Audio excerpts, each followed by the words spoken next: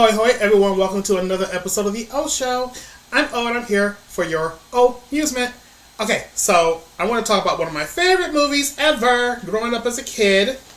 It is POLLY. You probably can't see it because I moved my computer. But if you can, it's POLLY. Okay, so what is POLLY?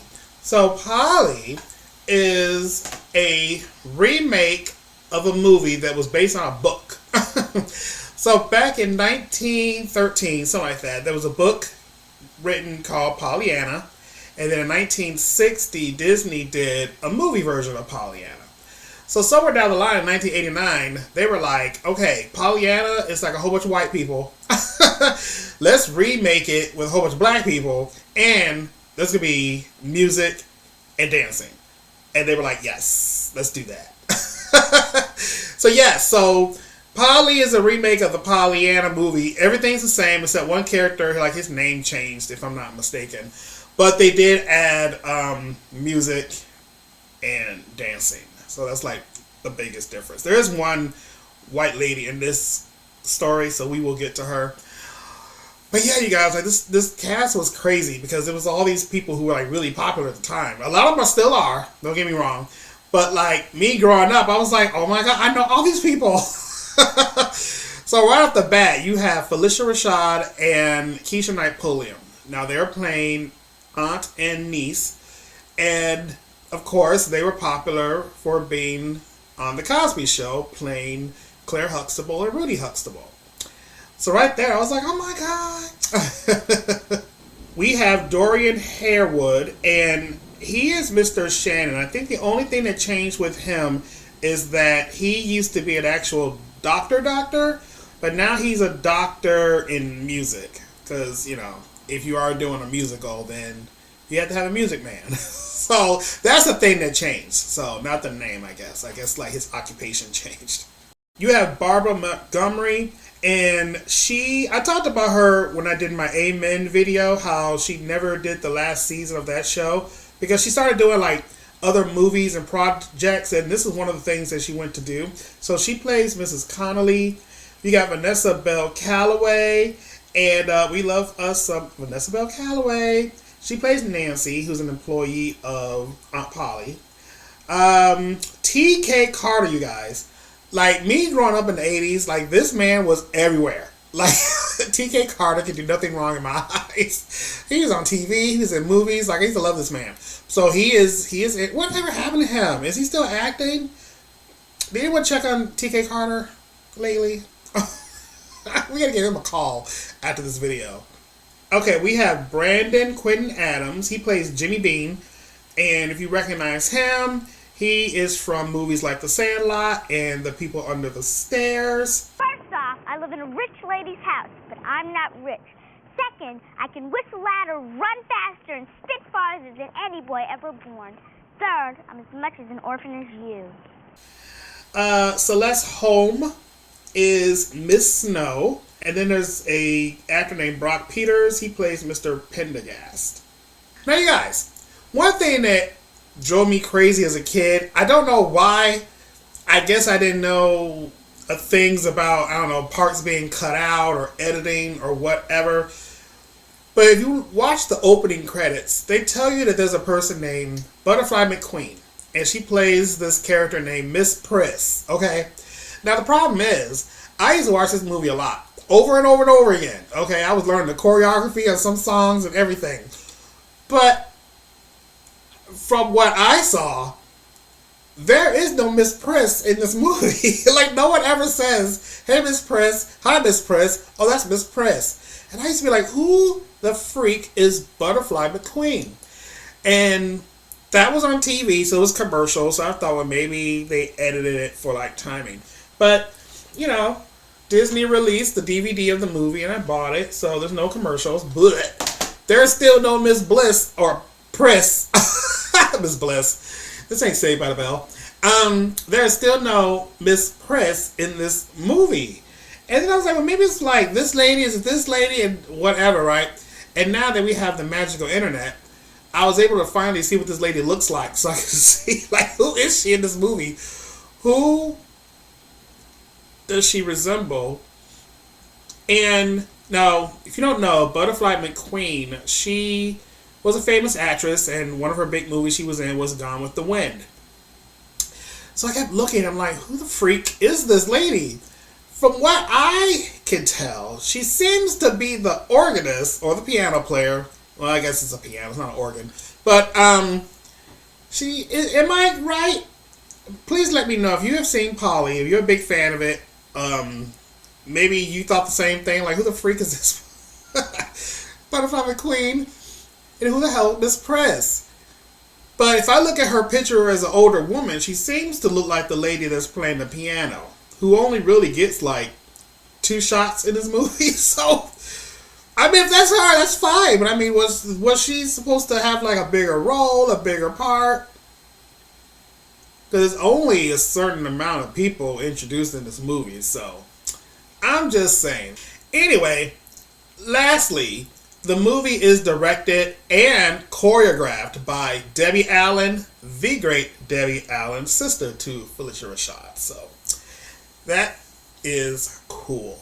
Alright, so what's Polly all about? Well, it is 1955, and we show a little girl named Polly on a bus, and she's on her way to Harrington, Alabama to meet with her aunt. And her aunt is also named Polly, so she was named after the aunt. And she's not just meeting the aunt, she's going to live with the aunt because, unfortunately, both of her parents were killed in an automobile accident. Okay, so the bus goes to Harrington, Alabama, and she's picked up by Nancy, who again is played by Vanessa Bell Calloway. And Nancy is like, I'm not going to say like a servant, she just seems to, I guess she's like Miss Polly's right hand man, woman. So she works for her, but she seems to be the person who does like a lot of errands, like go do this and go do that, and because there is a maid, kind of. There's a housekeeper. I'm gonna call her a housekeeper, and that's Miss Connolly. Miss Connolly, played by Barbara Montgomery. So yeah, I never knew. Like I want that job. Can I live in someone's house and just run errands and you pay me? So anyway, she gets there, and we see Polly, and the town calls her Miss Harrington, because the little Polly is like, is anyone going to confuse us? And she's like, child, no one calls me Polly. I am Miss Harrington, okay? So, anyway, Harrington, like, runs the whole town. So, this is what's happening. There's this town called Harrington. There is a creek that kind of splits the town in half. And there was a bridge that connected both sides of the creek. Well, y'all, one night, there was, I don't remember the reason someone was watching the bridge, but someone was watching the bridge, which ends up being this man named Mr. Pendergrass.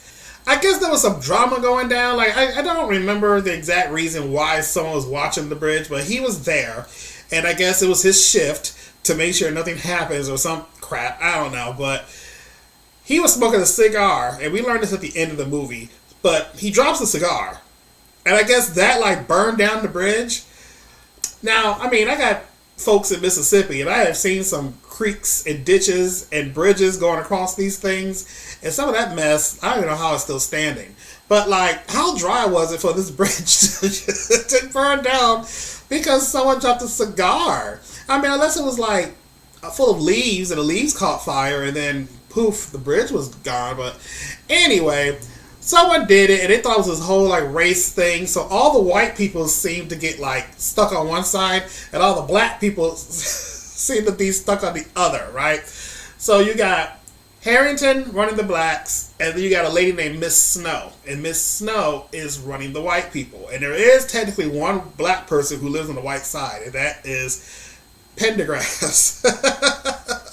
Alright, so fast forward a little bit. Harrington, I guess I'll do that. So Harrington's like, okay, go take my niece Polly into town, and she needs to get some clothes, because her clothes are trash. So we do get a fun song and dance from Polly, because she wants to hear some Detroit music that goes bobbity bobbity bop. You want to hear some music that does what? I want to hear some music that does a boppity boppity bop. I'm going.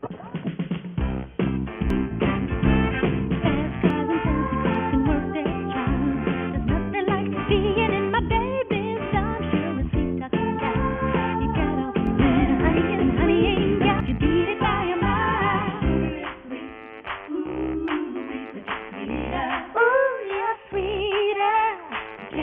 So then afterwards, Nancy runs into George, and George is played by T.K. Carter. So pretty much, like, they're just boyfriend, girlfriend, but she has to kind of sneak around on the low, because I guess if you work for Miss Harrington, you can't have sex with men's.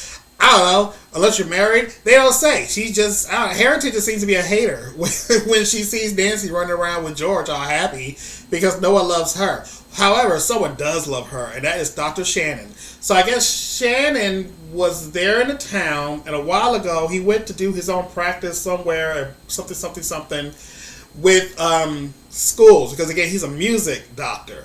So I guess he was coming back to help her with the orphanage and shibby-dibby-doo. But I guess he wanted her to go with him when he left, and she didn't, because she's like, I have this town to run. And so now that he's back in town, he's trying to just kind of pick back up on getting some loving from Harrington. So that's what's happening between those folks. And then we see Jimmy Bean, who's played by Brandon Quentin Adams. And he's one of the orphans at the orphanage. And they don't really show all the orphans. Apparently there's like him and 4 other tall boys. So I guess those 5 boys are part of the orphanage. There are girls that we see later, but do they belong to a family? I don't know. It's not very clear on who was an orphan and who's not in this movie. But definitely we do know that Jimmy Bean is an orphan. So he's just running around town doing the most. And then of course him and Polly kind of battle back and forth and what have you as kids. But you know. So then we learned that Sundays everyone hates because they all go to church, and Harrington pretty much tells the pastor what to preach about. So they're all just sitting there bored and falling asleep, and he doesn't believe in half the stuff that he talks about, because she's pretty much like, hey, I want you to talk about this, this, and this as a topic for the sermon this week at church. And it is what it is. So afterwards, they all leave the church, and then we get another fun little number with Jimmy Bean and Polly. Oh, my sweet little angel I love my sweet little angel eyes. You've got your wings, I know your spirit's mine.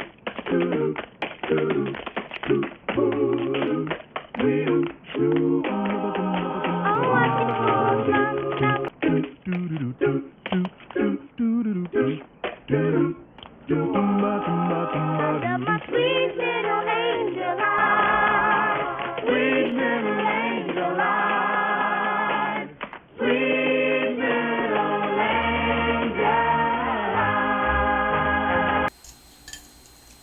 Okay, so one day Polly and Jimmy Bean are hanging out, and he tells her the story about the creek and the white people and the black people. And then these little badass kids go to the other side of the creek and start snooping around this guy's house, Pendergrass. And there's rumors around that he feeds children to rats in his cellar. You know how kids be telling stories. But they're caught by Pendergrass, okay? So he brings them into his house, and he must have snitched, because later we find out that Harrington knows that, you know, they were messing with this man. But I guess before that or after that, I don't know. But he's in the house kind of interrogating these kids. But he ends up letting them go. And then there's a cute little moment where Polly sees like these rainbows on the wall. And it's coming from the sun hitting this one little lamp. And you know what's so funny? My grandmother, like, rest in peace, she had a lamp. It wasn't like that lamp in the movie, but the little crystals that are hanging, she had one of those. Well, not one of those. Like, those are the crystals that were hanging off of her lamp. And I remember I took one time, because, you know, you're a kid, you're like a little klepto. And when I watched this movie, I was like, oh my God, like, I have that in my room under the pillow, but don't tell nobody, you know? And so I always thought that was kind of funny, like, oh wait, I've seen that before. And as a matter of fact, I actually still have it after all these years. I'm not even joking. I should have pulled it out for this video, but I'm not going to. So anyway, I'm already incriminating myself. Okay, so look. So she starts to get on this guy's like good side, right? So, like I said, he must have snitched because she gets home and Harrington is like, "What the hell is your problem? You're on punishment." So the punishment is for her to help Nancy and Connolly deliver baskets to like the needy with like jams and things.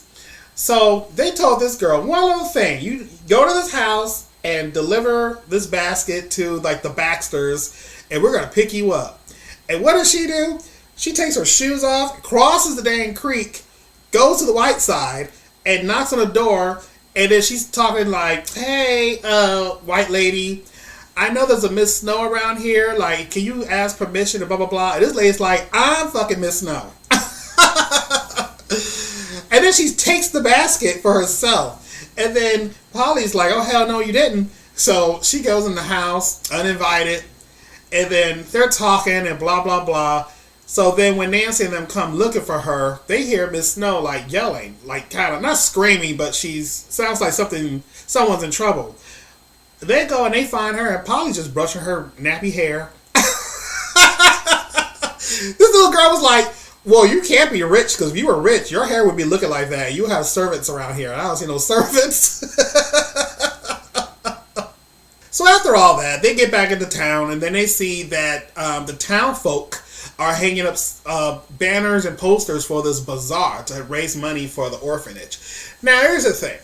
So even though Harrington's rich, she's the richest person in the county, and she usually writes checks for the orphanage, and she does this and she does that.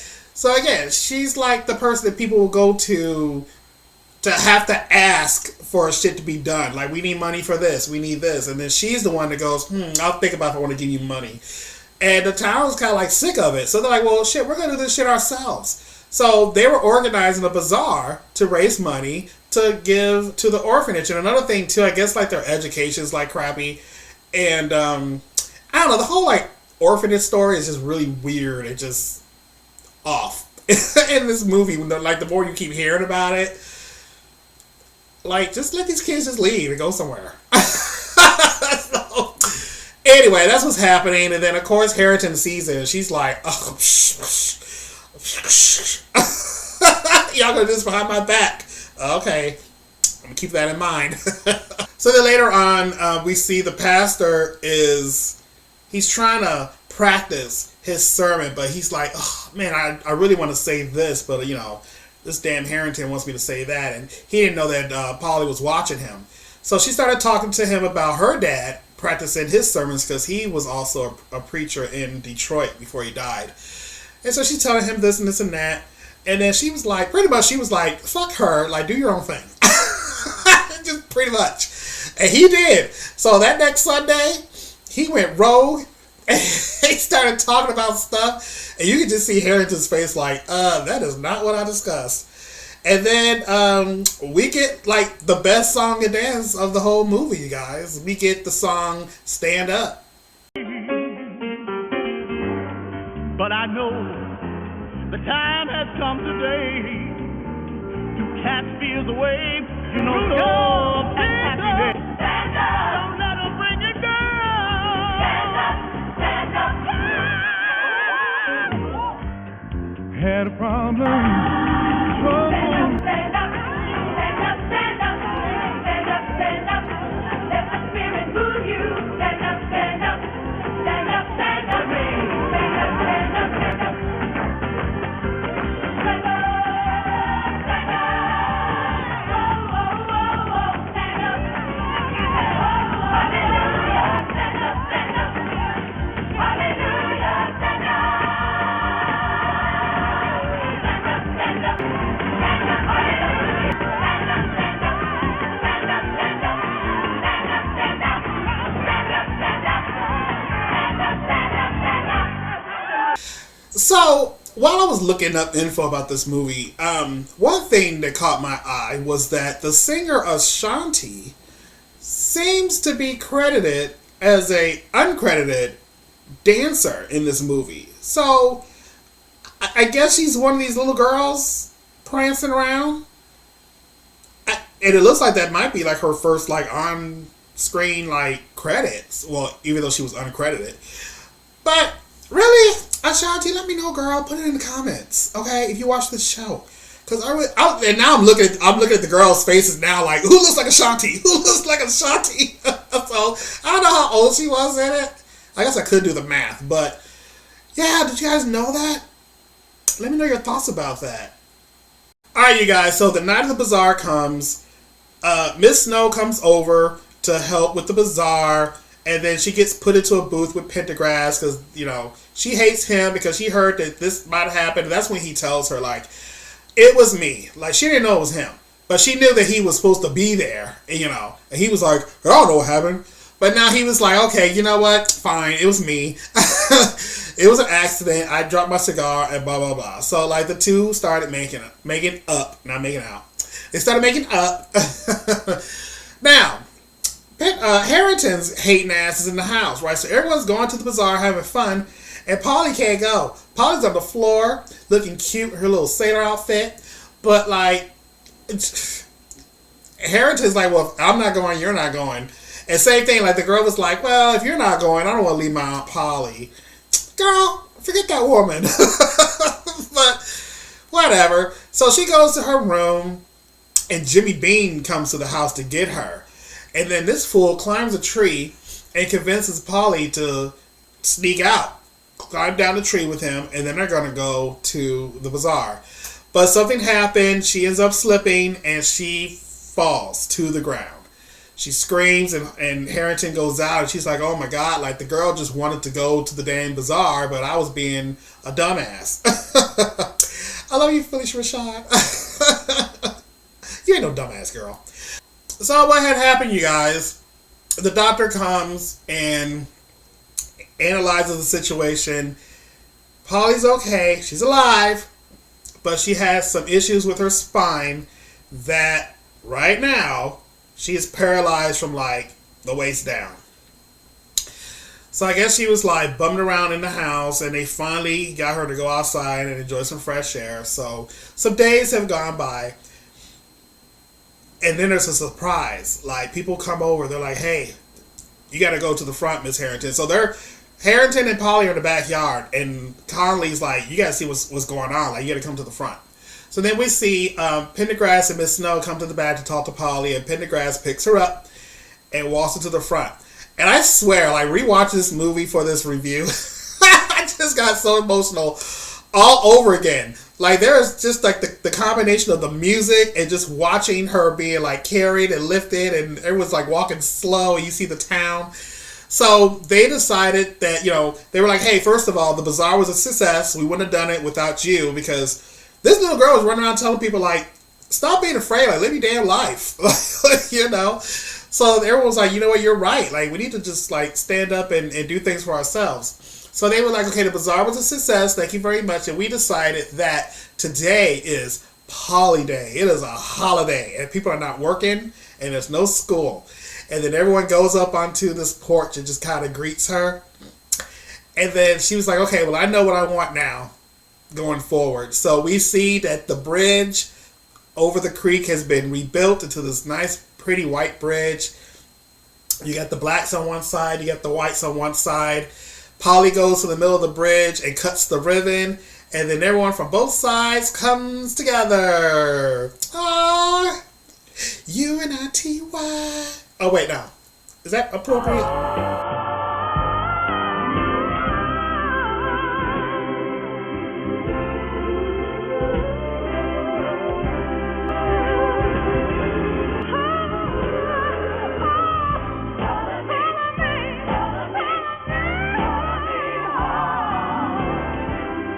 Anyway, everyone comes together. It's a happy ending, and it's no longer this side or this side. The town is once again one happy town, and the movie is over.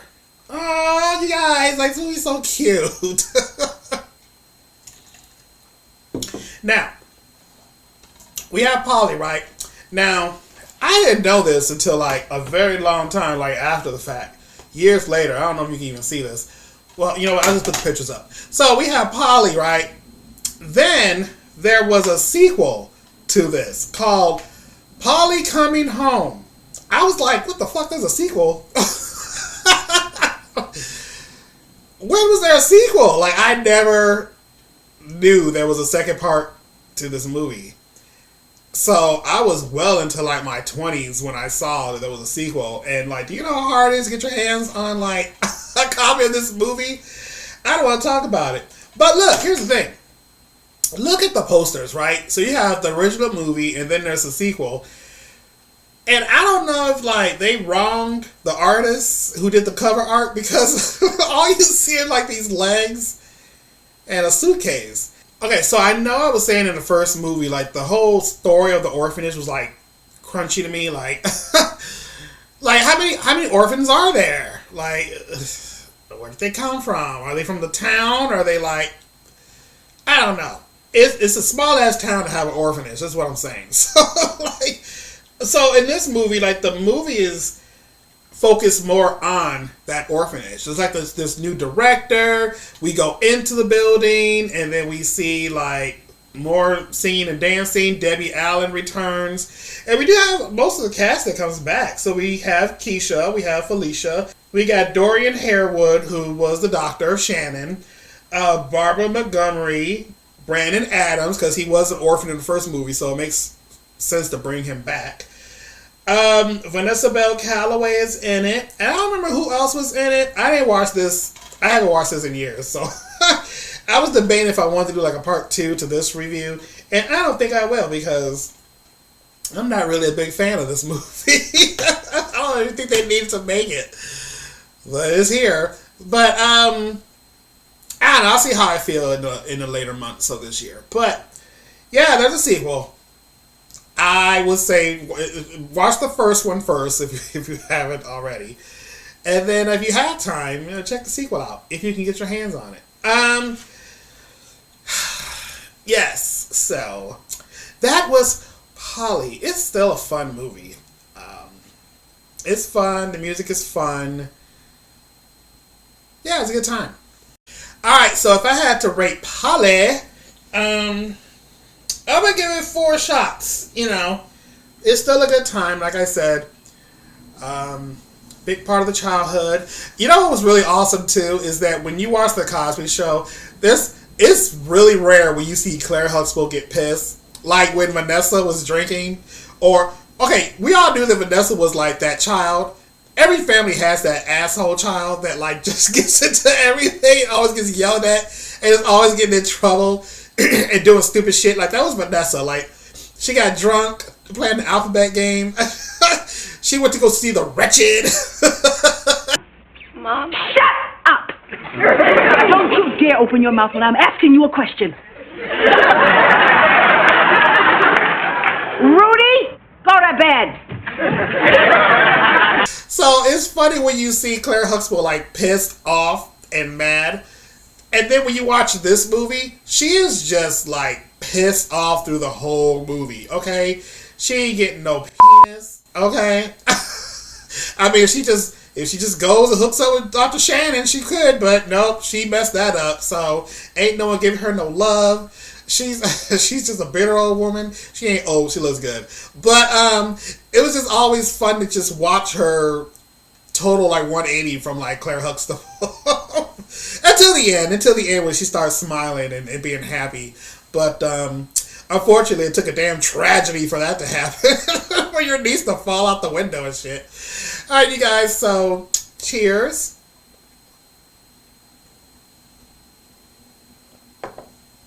Ooh. So yeah, let me know in the comments if you ever seen Polly. Do you remember it? What was your favorite part? What was your favorite song? There are other songs I kind of skipped over. I just kind of talked about like the big major ones. Like there's some like small little ballads here and there that help the story go along. Except one song. One song I don't think was needed. But we ain't gonna talk about that. Okay, so let me know. Alright, so please like this video, subscribe to the channel if you haven't already, and I will see you all in the next episode. So until then, TTFN.